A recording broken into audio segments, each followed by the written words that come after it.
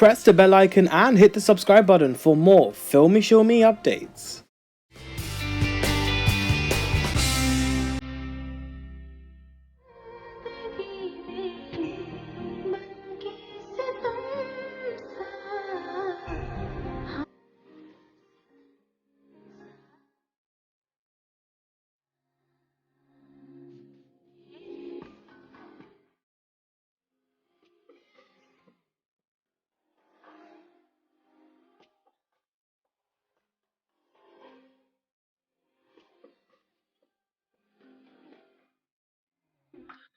Well, how delightful it is to have Indian television and, of course, Indian entertainment's most wonderful couple with us, which is, of course, Ravi and Sargun. Guys, a huge welcome to you. Thank you so much for joining me for today's chat. Thank you. Thank you so much for having us, Anuj. Thank you very much. Hi, Anuj. Hello. How's it going? Congratulations on Toxic. Thank you. Thank you so much. So, have you been able to see the video? Yes, I have. I've heard it like at least 5 times since morning. It is, yeah, I swear, it's like Dil Ko Khuredne Wala Gana, you know, like it just completely just strikes you here, straight into the heart and into the soul. And I think that's just so beautiful. So I think I really love this song. But I believe this is the first time you both are sort of uniting for a music video on such a level, right? It's not just a music video, but overall in a fiction shoot kind of a space. Me and Sargun have not shared screen space in the last 10 years. So the last time we did something was Karol Bagh. That was in 2010, and now we are in 2020. We'll be talking about Karol Bagh actually, because I used to watch that show religiously on ZTV. So we'll definitely be speaking about that very shortly. But I think you know, how did Toxic come about for you? You know, how was it created? What was the process like? Go, say, talk. No, you go for it. I don't know why he gives me this question all the time. So Badshah gave us a call and he was like, I have this song and it's pretty different. It doesn't go with the image that you and Ravi have out there with the people. But I would love it if you guys would do it. And we're like, why? What's the suspense? And he's like, listen to the song. And he sent us the song and we were like, oh my God. You know, the song is amazing. Yeah, it's so different. It's something that we haven't heard before here in Bollywood, and it's new for Badshah. You don't expect Badshah to be doing a song like that. No, yeah. And then absolutely don't expect us to be doing a video like that. So we're like, you know, let's try. It's the lockdown. There's really nothing that, you know, we have no equipment. We just have the phone. I don't know how we're going to do it. But he's like, let's try it. And we're like, okay, agar acha nahi hua to. And he's like, then we won't like put it out. We'll scrap it. Exactly. Are you sure? We're like, yeah, okay then. So basically, it's like a completely Atmanirbhar home shot video. Lovely. You know, we have a friend who stays with us, Danny. He helped us with the camera, and the guy who helps us at our place, our helper, he helped us by lifting a plate or so to get light on our face from the sun. So basically, it's a completely, you know, and we literally had no resources to shoot the video. Right. So we were not so very confident of it, but wow, homegrown, huh? A homegrown music video. How incredible that is. You've been using this lockdown as a way to creatively explore yourselves. I think that's fantastic. Congratulations, guys. I think that's wonderful. You know, I think it all started with a good song. The fact that the song was so intense. I mean, once you hear something which is so beautiful, which is so expressive in itself, at the very germ of the creativity, you know, your imagination begins to feed your imagination, and visuals begin to come to you. You know, that's how. So the first step is, I think, the fantastic song that Payal ji and Badshah have together created. Yes. So after that, of course, you know, whether and the song also kind of the story is about how corrupt or toxic a relationship of a couple that used to be happy has become. Yeah. So the fact that we were in a house, it kind of served the purpose.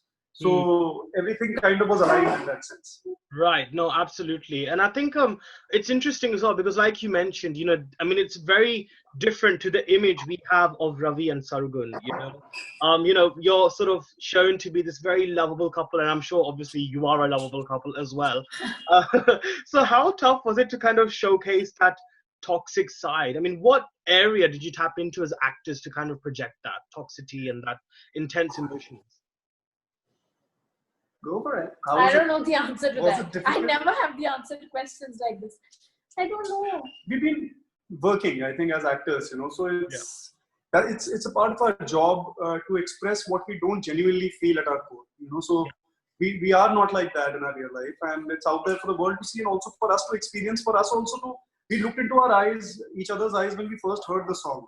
It's an amazing song, but is it us? So that, but we also instantaneously said yes to it, because I think couples, no matter how strongly bonded they are susceptible to this toxicity entering their lives. And the sooner they recognize it, like any other infection, that the human anatomy goes through, and the sooner they can nip it at the bud, the sooner they can come together and protect their relationship. So I hope that is the message that goes out from the song also. It's a song about second chances to a relationship, about giving your best to a relationship before you decide to give it up. Yeah, exactly, and I'm glad you mentioned that as well, because given the lifespan of relationships nowadays in this whole digital era, I feel relationships especially, and sort of love, so to speak, has become a lot more short-lived, and it has more of an expiry date than it would otherwise, back in the old school. So, I mean, what else would you like to say to couples who perhaps are going through toxic relationships at the moment through the song? What would be your message to them? Have patience. I mean, you got into the relationship because you loved the person in the first place. And now if you figure out that there is something that you don't like about them, it doesn't mean that you don't like them. It is that one habit or that one idea of them that irritates you. It's not them as such. And I feel that you should be more patient with your partner. You should be more willing to sacrifice a bit of yourself to let the relationship work. Yeah. I mean, both partners. Yeah. Exactly. क्योंकि रिश्ते कभी एक तरफा नहीं होता है. So it has to work. मैं आपको बताऊं कि रिश्ता बनाना और घर बनाना कुछ एक जैसा है. अब घर में दीमक लगती है तो आप दीमक का इलाज करते हैं, घर नहीं तोड़ देते. जी बिल्कुल. So so things can go beyond repair. When they go beyond repair, maybe walking away is the best option. But till that point of time, I think just give it your most earnest shot. Sure. Oh, I think that's wonderful, and I think that's a very meaningful message. And I hope that obviously listeners, viewers, sort of take that home with them, after hearing what you've just said there. But I think, speaking about you guys, I think it's been wonderful to see you both excel in your respective fields since Karol Bagh. I remember watching you both in that show, and I feel like it's come. It's been such a huge journey since you guys started from there. So, did you guys ever imagine your careers to kind of take off the way it has when you started with Karol Bagh? We didn't know. Yeah. We didn't know anything at that time.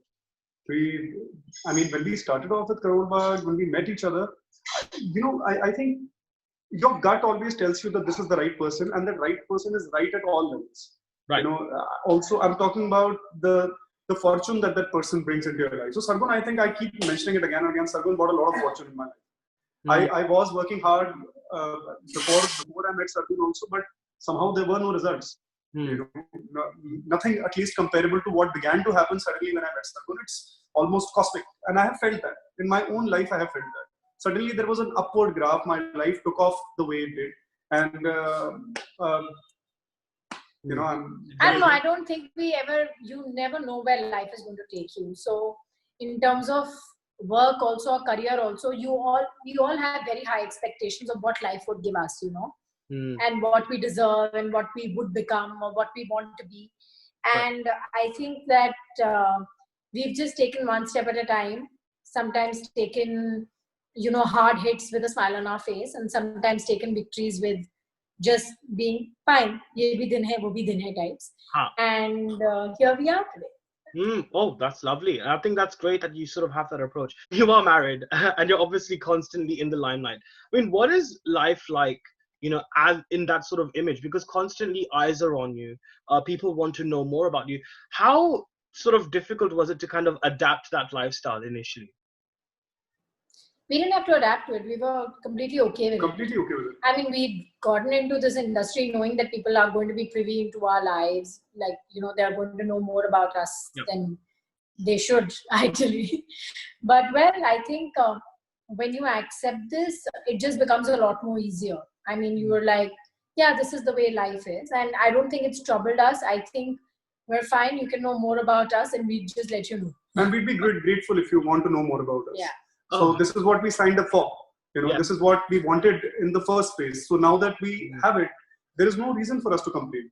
Right. So, and maybe we, with what we have, we can maybe inspire a few people, that I think that would be great in the process. So only gratitude, nothing else. There's no complaint. Sure. So marriage is often considered to be the union of two souls, and all of that. Right.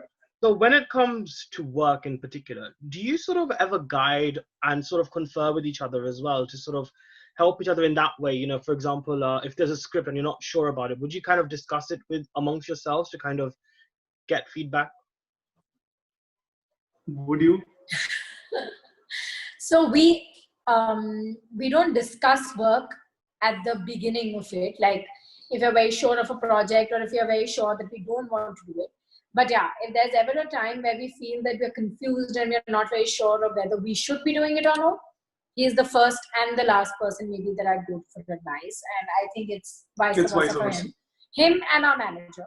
And for him, me and our manager. So yeah, we're that. I think actually a question which I sort of should have mentioned earlier as well. Like you mentioned as well, Ravi, like toxic is the is the last time first time you've kind of united after marriage and stuff like that on screen for a fictional work. Was there ever like a TV series or like a film that was offered to you before Toxic? Yes, there was. Yeah, quite a few. But nothing felt right. It's just nothing felt right. So I mean, it just didn't feel okay in the gut. Creatively, it didn't sound right. There was something always off about it. I think Toxic just seemed perfect. It also, there is no such thing. I think there is no such thing as perfect people and utopian relationships. You always have some imperfections in the person that you're with, in your partner. We have that chance to maybe say that we are also not perfect people. So I hope that inspires people that you are always going to be. I think I am extremely obsessed with a few things that might irritate her. But I don't think we are maintaining a kind of a logbook of how many times we annoy each other. Because once that starts happening, I think that's a big dent in any relationship. Right. So maybe few things can be avoided. Few things are absolutely unavoidable, but that's for the relationship to decide, for the people in the relationship to decide. Sure. I mean, actors, whenever I usually interview and speak with actors, they often say to me that they came to Mumbai with stars in their eyes to kind of see themselves on celluloid, doing the Naach Gana, the Bollywood drama and all of that. What was, the sort of ideologies that you had when you entered the entertainment industry? Is that the similar sort of approach or similar thought that you had? Exactly the same, bro. Exactly the same. We still have stars in our eyes. We still want to do all those things. Okay. Yeah.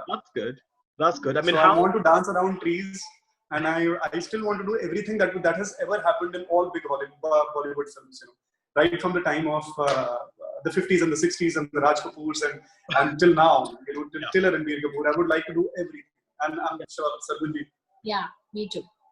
Well, Sargun, I think arguably you've done exceptionally well. I wanted to congratulate you actually for Surki Bindi. I watched the film. I was completely in awe of the performance, and in fact, I think I can even say you're amongst probably the best actors in Punjabi cinema. Actually, I think you're probably a superstar there. So, a huge congratulations on that. Thank you. So the fact that you're making huge waves in the Punjabi film industry, I mean, how does it feel to be such a reputed face of regional cinema, which is obviously on a rise right now? So how does it feel to kind of represent that cinema? I love it. I think I remember the first time that I watched a Punjabi film was under pressure because my nanny was like, "Ek Punjabi film lagi hai and it's very good and people are talking about it." I'm like, who watches Punjabi films? And back in the day, in fact, the industry wasn't that big. And that time Jat and Juliet had released. Right. And I remember going to get tickets, and at the counter they told me there are no tickets available for 3 days. I'm like, are you kidding me? And then I bought tickets, I think for the 3rd day, last show or whatever, and we went to see it. Yeah. And I remember when Neeruji came on screen, the entire hall went like, they were whistling and they were calling out her name. And that was the moment that it hit me. And I'm like, this is what I want to do. I think I've never felt like that before for a very long time. And I came back and I was doing the show that I was doing. And I'm like, this is it. I have to do Punjabi films. I've just seen something that I want to do. And I don't know, it just felt like home. Like Punjabi cinema like feels like home. Yeah. And frankly, when an industry is growing, they're more experimental and they are still working on the content. Right. I mean, they're not concentrating on just the numbers. Yeah. Of course, all of us want numbers. We want our films to do great. But you're trying to figure out what the audience will like in a certain space. So you're experimental with content. And I'm so happy that I'm a part of the process of it now. Because when it's growing, it's at its best. And I think I'm a part of it and it just feels great. Right. I mean, was it a conscious decision for you to actually foray into Punjabi cinema rather than Hindi cinema? So was it a conscious decision on your part, or is it how things just happened? Yeah, very conscious decision. I thought that Hindi cinema wouldn't accept me right now, and I would get to do films or roles that I wouldn't be happy with.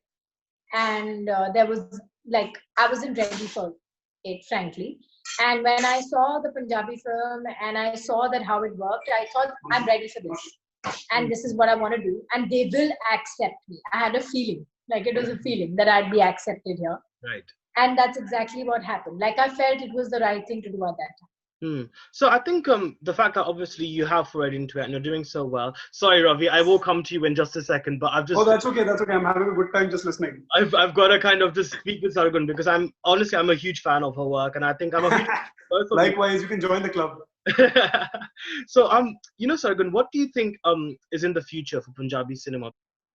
There's been a constant change with every film that comes and does well or doesn't do well. There is a change, I always say that, you add a little more of a newer audience to Punjabi films when you make a different content. Yeah. You might not score the numbers, but you might score a newer audience to it. Yeah. And when you do that, you make the industry bigger, because then when there is something that is a palette that everybody likes, your films are going to do great and people are going to talk about them as though they're talking about a big Hindi film. Yeah. And I keep saying that there are a lot of Punjabi films that have done way better than the Hindi films as such. That means that we have a great market. And we have, you see regional films, South does so well. South industry is so huge. Just because you're regional doesn't mean you're small. Yeah. No. And there are Punjabis everywhere. Absolutely. And I like it that every time I go out for promotions, there is somebody who tells me that this is your first movie I watched, or this is the first Punjabi movie I watched. So I calculate it as, okay, one more. There you go. So I just feel that there are a lot of people who would think that, they'd like to watch Hollywood films or Bollywood films, Punjabi film mein kaun dekhta hai, but not anymore. Now, when I go to Canada, there are kids and there are youngsters who would rather watch Punjabi films than watch any other film. And I think that's a great achievement. Sure. So that sort of taboo that was attached to regional films has definitely gone. I think you're right. Yeah. Even with Gujarati cinema as well, I've been saying there's been a huge interest towards that and regional cinema as a whole. And I think perhaps OTT platforms, for that matter, probably have helped and encouraged that awareness as well to world cinema. Would you agree with that as well? Yeah, see, today you're watching one of the highest watched shows is a Spanish show. Yeah. I mean, it's not an English show. No. It's a Spanish show. Yeah. And there are a lot of films that we've watched or shows that people talk about are Korean shows, or, you're watching world cinema. So I don't think there's anything as big and small or anything that you can attach to regional cinema now. Just that you need to make sure that your content is really good so that no matter who's watching it, they love it. Yeah, no, true. Absolutely. That's wonderful. And thank you for that as well. I think that was extremely delightful to hear your experiences. Ravi, of course, you're a leading actor on television as well. I've seen you're a terrific host as well. I would like to also just sort of tell you.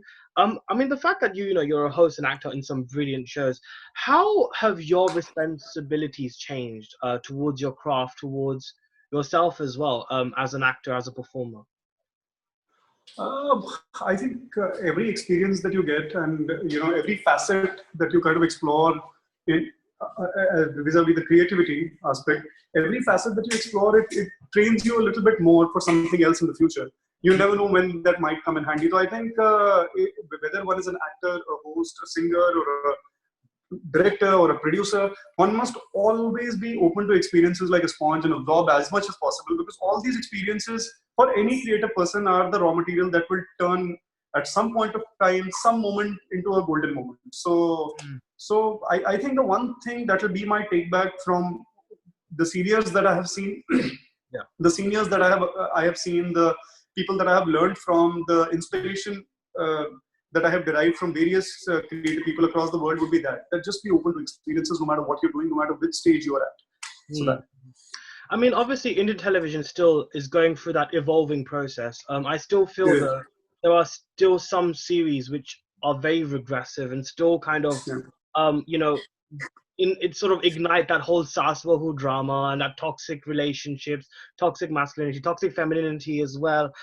How far away do you think is Indian television from actually being free of that and coming towards the level of what we have on OTT platforms?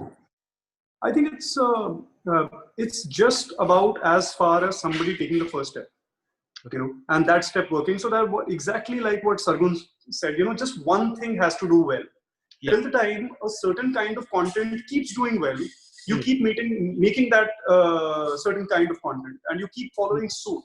So you keep following suit, and you keep kind of trailing the previous successful person or the previous successful content, and you make exactly the same kind of thing. And और उसमें decades निकल जाते हैं, उसमें कई बार 10 साल निकल जाते हैं. Otherwise, अगर आप 90s का TV अगर आप देखो, there was a Malgudi days, there was a Vyomkesh Bakshi, there was Hum Panch, I think. Yeah, Hum Panch, of course, Tara. Even the shows which had an anchor in the center, the game shows, the talk shows like Gina Isaac, and you had so much grace in TV. Not that it is not there right now. Yeah. It's very important also to make content that people are going to sample. Otherwise, जंगल में मोर नाचा किसने देखा वाली बात हो जाएगी. तो वो भी जरूरी है कि आप वो बनाएं जो लोग देखें, वो ना बनाएं जो आप भी देखें कमरे में बैठ करके. So I think it's just about as far as some person attempting something new, and that thing just kind of hitting a sixer and hitting a home run, and that's about it. The whole game will change. So what do you think will challenge you further as an actor, as a performer? What do you think will creatively satisfy you now? Because obviously you've reached a stage where you're doing really well for yourself. So what do you think will kind of give you that satisfaction? I don't know. Yeah, I think it'll come my way when it's ready and when I'm ready. Like at this point in time, I think in a long time, the one thing that has given me maximum creative nourishment is Toxic. Which, and not my role as an actor in it, but my role as a director in it. So my part behind the camera gave me the maximum satisfaction from the video. So I don't know, something that it's been a long time since, you have also been doing the same thing for many years. The paychecks keep getting bigger, but are we as excited as we were the first time? I think I was just throughout the process of creating Toxic, I was the video part of it. Of course, the sound part of it, I had nothing to do with. That's Badshah Paji and Payal Dev, and they have just hit a home run with it. But the video part of it, I think it just kept me upbeat. It just kept me, just half sleeping in the night, because half the time I'd be thinking about what we can do with the video. So that part, yeah. That's wonderful. So, okay, so on a final note as well, what has been, because obviously we're currently on lockdown, what has been your sort of mode to survive? What has been keeping you going? And what has been that positivity that's sort of giving you strength throughout this whole process for both of you? Just knowing that things get fine. Filmon mein happy endings hoti hain. Just knowing that things get better. Yeah, like, I mean, there are days when you feel like, oh my God, this endless lockdown. Yeah. Oh my God, this madness of being like in the house and feel suffocated also at times. And I've had those days. I've had those terrible days. I've had okay days. I've had days I've been low. But I've had days where I've been super happy, super energetic, super positive. And I think I keep trying to challenge myself every time I feel a bit down, count my blessings. And I'm like, It's going to be fine. Yeah. We're going to get back out there. Yeah, all is well, as they often. All is well.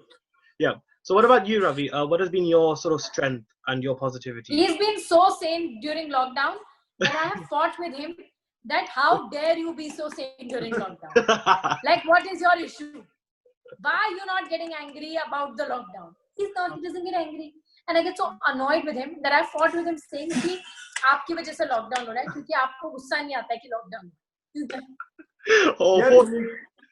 मैं ये मानता हूँ कि अगर आप अपने दिमाग में किसी तरह ये चीज बिठा लो ना कि जो चीज हो रही है वो अच्छे के लिए हो रही है, right. तो आप यकीन मानो कि आगे जाकर के when you reflect back on things, you'll feel कि जो कुछ हुआ वो बेहतरीन हुआ, and you would not want to kind of change even the most tough details, the most critical details of that time. Even the time of crisis, you would not want to change it. No. So somehow, you get into that obsessively optimistic, delusionally optimistic zone. I know, and it's wonderful to see how you're always cool as a cucumber, Ravi. Like, honestly, I'm not. I am not cool as a cucumber. I'm just optimistic, but yes, I have my share of temper and rage. No, but look, I think it's something that we all ought to learn from, from you, Ravi, because I think in this sort of atmosphere, it's very difficult to lose our minds and to really get angry and make things with actually toxic, in this sort of atmosphere. So I'm really glad. But I just wanted to say thank you anyway, guys, for joining me for today's chat. It's always been a wish to actually speak with you both. I've loved you both equally on your fields and your journeys. I think you've done incredibly well for yourselves. And once again, congratulations on Toxic. Thank you. Thank you very much. So kind of you. So nice talking to you. So nice talking to you. But anyways, take care. Stay safe, guys. Thank you. Please tell your friends about Toxic. Make them watch the video. I will. They'll watch this video for sure. Thank you very much. Cool. Thank you, buddy. Thanks. Cheers.